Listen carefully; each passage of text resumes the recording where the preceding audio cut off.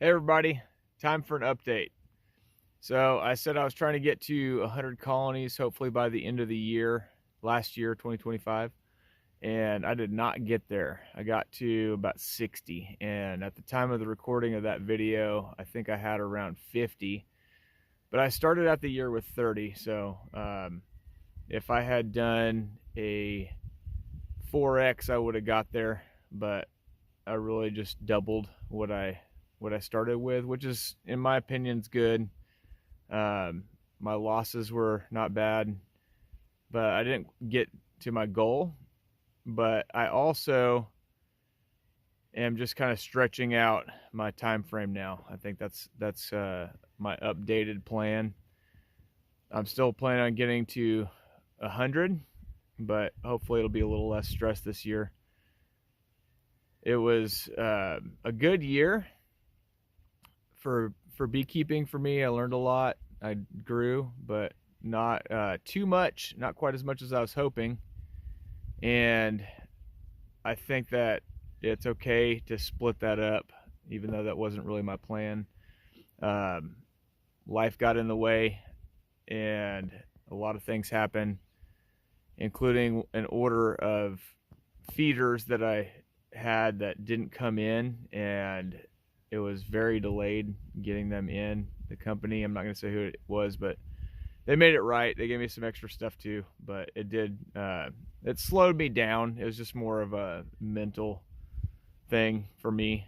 Um, I had a certain plan of getting a certain amount of nukes done by a certain date, and it didn't happen. It slowed me down, and with a few other things, it just kind of the whole plan just slowed down some. So it ended up being around 60 colonies total. I've got in the between, I don't know, I'd say high 50s, between 55, 60 colonies right now.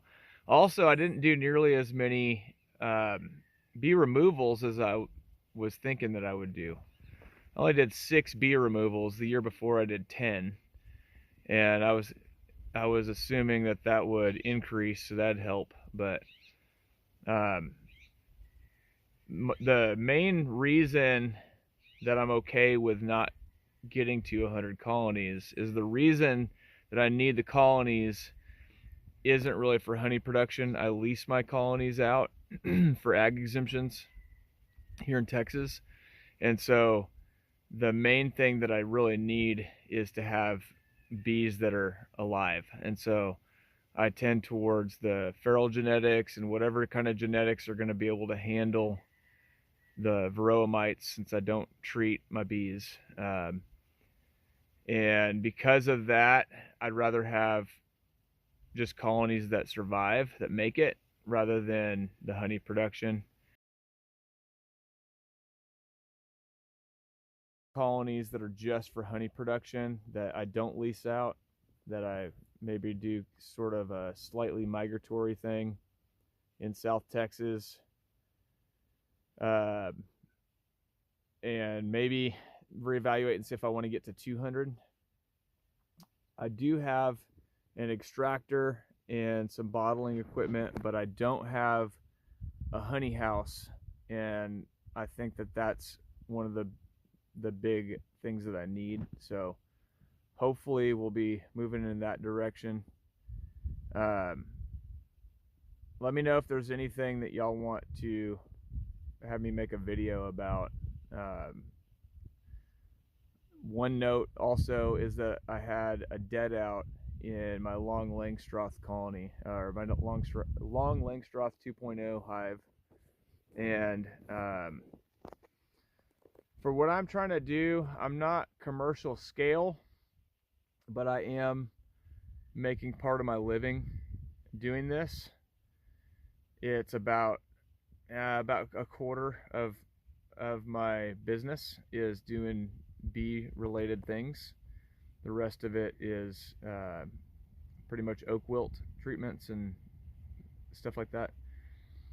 Um, what I'm realizing is that the Long Langstroth colonies really are not, they're not ideal if you're trying to do anything at scale. So if you want to have like even 20 colonies, 50, 100.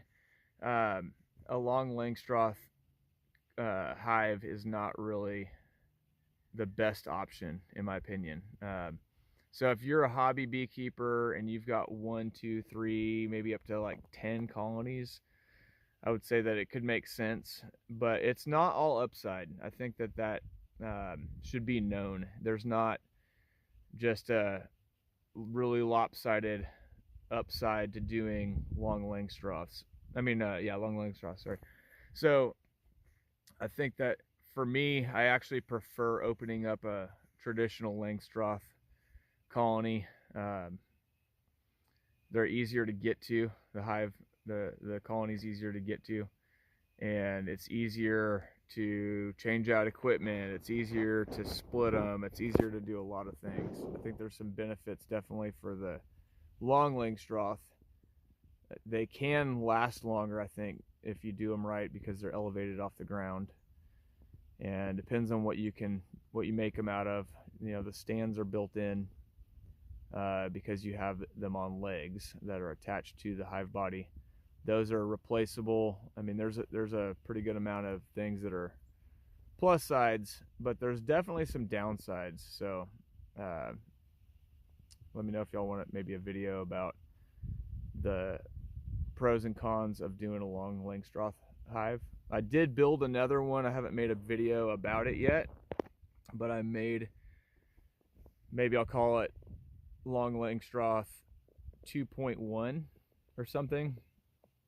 Basically, the differences are that I brought in the lid. I brought in the 2x4s that make up the bottom part of the lid in to cover up the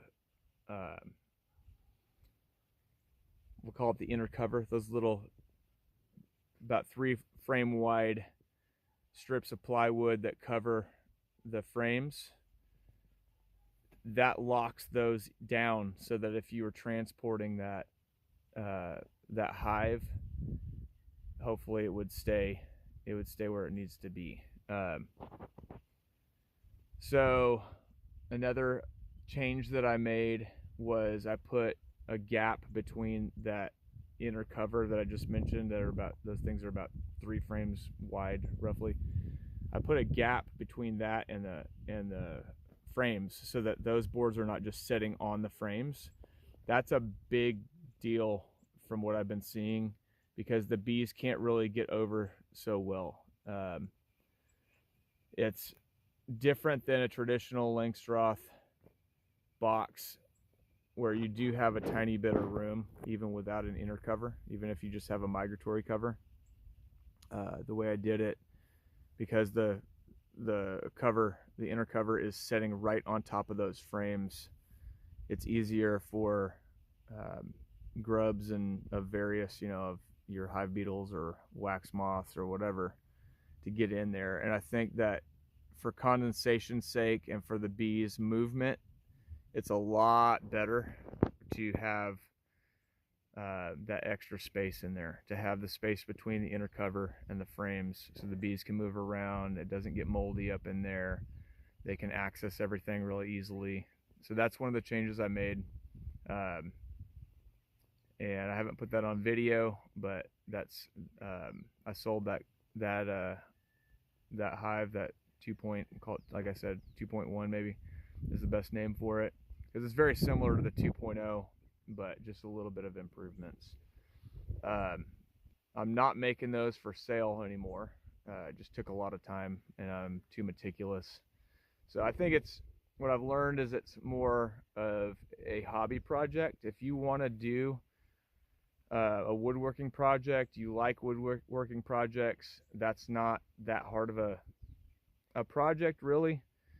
It does take a lot of hours, especially if you're going to be meticulous, but it's not really that difficult. It's just stretching out a lot of easier type of work. There is a little bit of skilled stuff in there. You need to use a router and all that sort of stuff, but you're not making dovetails or something like that.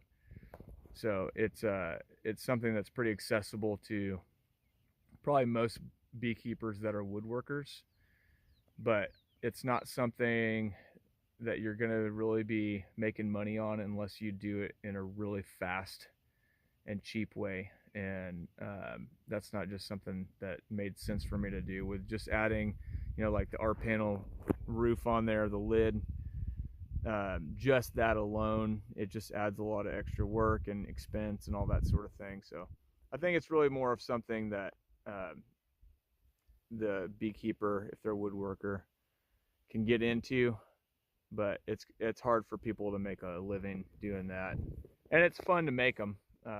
I've made 3 now, and you learn a lot, but I think that it's better just to not try to do that as a woodworking job. Basically, if you're trying to find ways to make money in beekeeping, woodenware is one of those ways, obviously.